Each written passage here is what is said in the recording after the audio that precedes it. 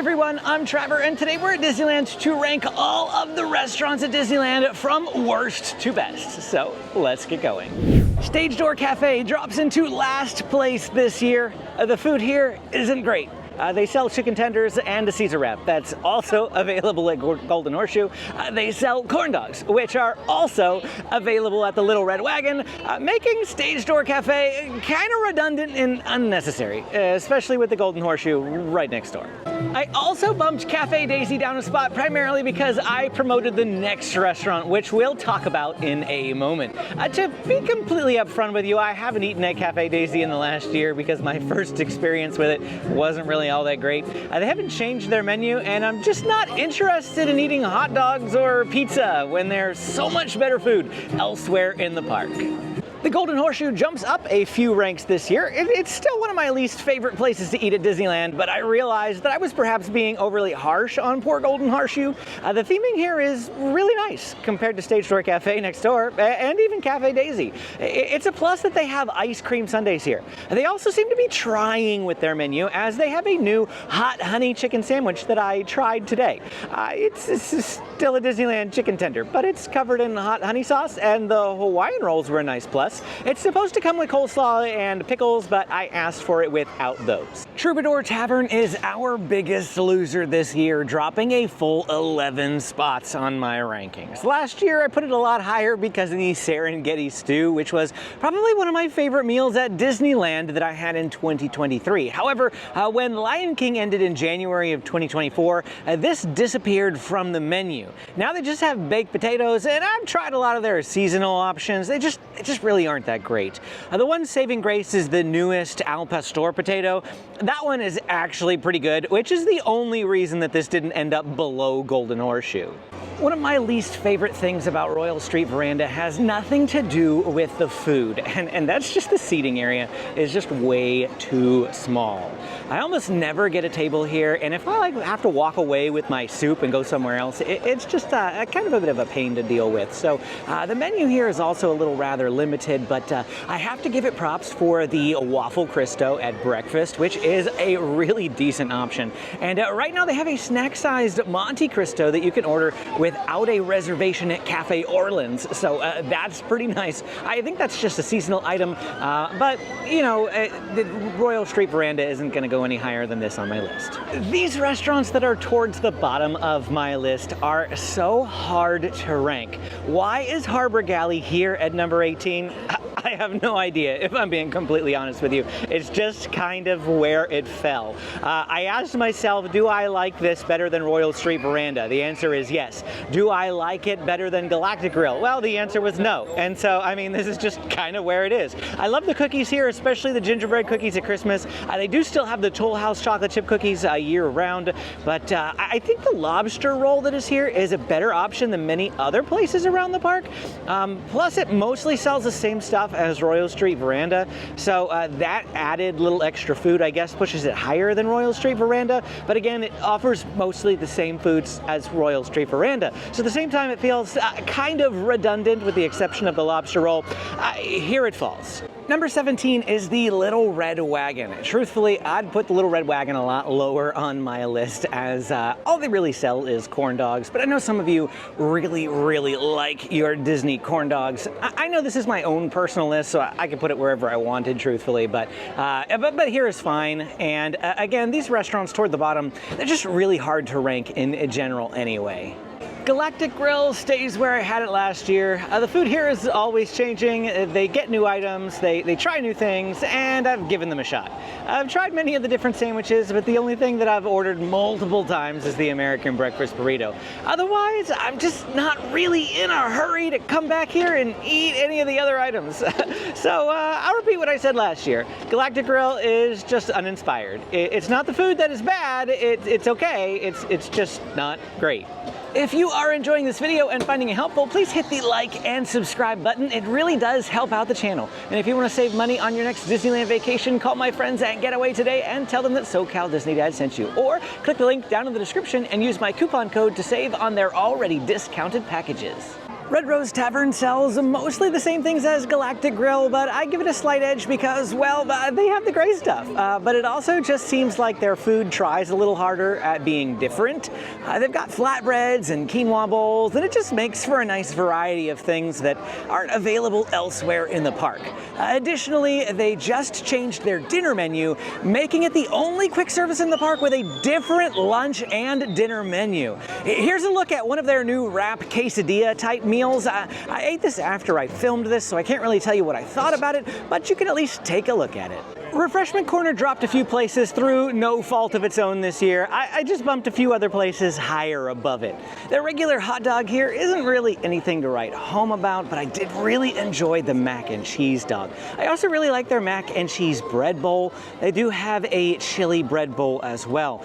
We also can't forget about their Mickey pretzels. There's good food here. At the same time, I just feel like there are better places elsewhere around the park.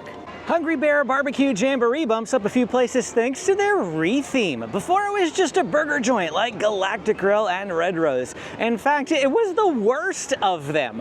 But the new menu is a market improvement for the restaurant, though it's still not the best barbecue that you've ever had in your life. It is better than what they used to serve, however, and I am looking forward to eating here again soon. Alien Pizza Planet also takes a slight dip this year, again through no fault of its own. I still really like the pasta that they offer, and in the past I've ragged on their pizza. However, their pizza has been getting better. It's still kind of pricey for a single slice. However, their Al Pastor pizza that they had at Christmas was quite possibly the best in-park pizza that I've ever had. There are still better options for like pizza outside the park, like you go to Napolini or Naples or something like that, but it's the pasta here that my family really enjoys. Undoubtedly, some of you will find it absurd that this restaurant ranked this high, but again, this is my own opinion. Riverbell Terrace drops 5 spots this year because I'm still working at convincing myself that just because a restaurant is a table service restaurant doesn't mean that it deserves a high ranking automatically. The food here was okay the 3 times that I visited. However, the most frustrating thing is that the menu is always changing.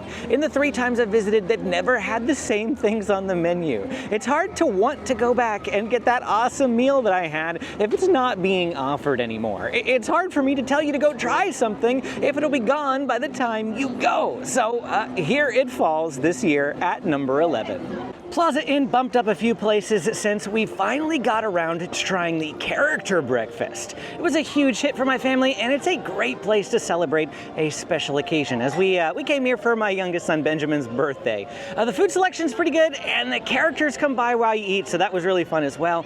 Additionally, for lunch and dinner, you can't go wrong with their famous fried chicken. I mean, personally, it's just kind of fried chicken, so I can't really find it in me to rank this restaurant much higher than it is, but it is a good meal. I also really appreciate their seasonal cakes. They change them out all the time, and some of them get pretty creative. Rancho del Zocalo drops a few places this year, primarily because of their menu changes. They got rid of their burritos and replaced them with burrito bowls. And I mean, it's all the same ingredients, and it mostly tastes the same, but it's not quite as splittable as it used to be, and they've eliminated the sides. Less food, and yet the price is higher. We've not eaten here very often since the menu change, unfortunately, though the food is still pretty good, and a better option at least than the standard burger and pizza around the park. I realized that last year I unjustly ranked Blue Bayou so low on my list. I stand by everything that I said. I think the food is kind of for the price that you pay. However, many of you said that the $50 prime rib is really good. It's just that I don't want to pay $50 for a single meal. I'm sorry. But last year I ranked this restaurant solely on my experience with their food, and that's unfair because Blue Bayou has the best ambiance of any restaurant at Disneyland or Disney California Adventure, and that has to count for something. We also did really enjoy the gumbo that they have, even if it only was an appetizer. So Blue Bayou gets a little bump this year. Tiana's Palace bumps up a spot just because of some shuffling around of some other restaurants. They did recently add back the jambalaya from the old French market, but I haven't had a chance to try it yet. Soon though, I promise. All of the food here is pretty good. You can't go wrong with anything on the menu. Some people complain that it's not authentic New Orleans food, but here's the thing, okay? People visit Disneyland from all over the world. Disney has to design their food to be acceptable to the average palate, so that the most amount of people will actually enjoy it. It may not be 100% authentic, but it's still really good food. Also, I love the baked mac and cheese. It's a big plus for me. Ronto Roasters is perhaps my biggest surprise boost of the year. It may not have jumped up the most spots of any of the restaurants, but coming from 10 to 6 is still a great accomplishment. The Ronto morning wrap is hands down the most frequently purchased breakfast item for me last year. I love it and can't get enough of it. You all also turned me on to the Ronto-less garden wrap, which is phenomenal and a great vegan option at Disneyland. It's so good that I've ordered it about 4 times. And just last week I ordered the regular Ronto wrap since it had been a few years, and I loved it. It was spicier than I remembered and more filling than I expected as a lunch option. I honestly wish that I could rank it higher, but the top spots are so super coveted. Coming in at number 5 is Cafe Orleans. This actually dropped a spot, but again, as I've been saying, it's because I bumped something else up. It's not a fault of Cafe Orleans itself. However, if I must have a gripe, it's that they removed my favorite item from the menu, the braised short rib. They do still have the classic battered Monte Cristo, which is oh so good. And the pommes frites, still one of our favorite reasons to visit Cafe Orleans, but number 5 is where it lands for this year. Bengal Barbecue has dropped a few places for me this year, but it's still in my top 5 places to eat at Disneyland. I love the meat skewers here. They're all phenomenal. You really can't go wrong with any of the choices. My new favorite way to eat a Bengal beef skewer is to merge it with the cheesy garlic pretzel bread from Maurice's Treats. This makes for an excellent meal. Absolutely love it. We also tried the hummus trio here for the first time this past year, and it is a great vegan-friendly snack. Or if you're just looking for something healthy to try at Disneyland, I'd definitely give Bengal Barbecue a try. It's one of my favorites. This year, Jolly Holiday Bakery Cafe maintains its number 3 position, and I'm already missing it, even though it's only been closed for a few weeks. No news on when the refurbishments will end, but keep an eye on my construction updates for when we do have some news. The saddest part about the closure is that the birria toasted cheese, my absolute favorite meal at Disneyland, usually returns in January, and we're missing it right now. They do have a birria potato at Refreshment Corner to compensate, but it's no birria toasted cheese. Refreshment Corner also has some regular baked goods from Jolly Holiday, and you can find the raspberry rose macaron at Gibson Girl. When Jolly Holiday does reopen, be sure to add it to your list of restaurants to eat at Disneyland. It's firmly one of my top favorites. Docking Bay 7 was dethroned by our final restaurant, which we'll get to in just a minute, but Disney vets will probably know what it is by process of elimination. Every meal that I have had at Docking Bay 7 is among the best food I've eaten in the park. The menu changes too frequently to peg down a specific dish, but it's almost always the beef one. That's my favorite. They do occasionally bring back old dishes, but I wish they'd keep some of my favorites around a little longer than they do. Still, that doesn't affect my ranking, as Docking Bay is hard to beat for a place to eat. But the restaurant that managed to do just that was Carnation Cafe. In fact, I'm pretty sure Carnation Cafe was number 1 in my first ranking video that I ever did, so here it is, reclaiming its title. What made me bump it up from 5 to 1, do you ask? 2 words: Mickey Waffles. I had the Mickey Waffles here for the very first time last year, and I've been back several times since to get them again. I love them so much. I had them at Walt Disney World last year in May, but they just weren't as good. Whatever recipe Carnation Cafe uses is head and shoulders above Disney World. These Mickey Waffles are my most memorable find of 2024. I know they've been there, but I only just discovered how good they are for myself. On top of that, Carnation Cafe has some of the best tasting food in the park for both lunch and dinner. And that's it for our time here today, ranking all of the Disneyland restaurants from worst to best. If you enjoyed this video, don't forget to hit that like and subscribe button on the way out. If you want to see some of the new menu changes that arrived here at Disneyland for 2025, click this video to keep watching. Thanks for watching, and we will see you again next time.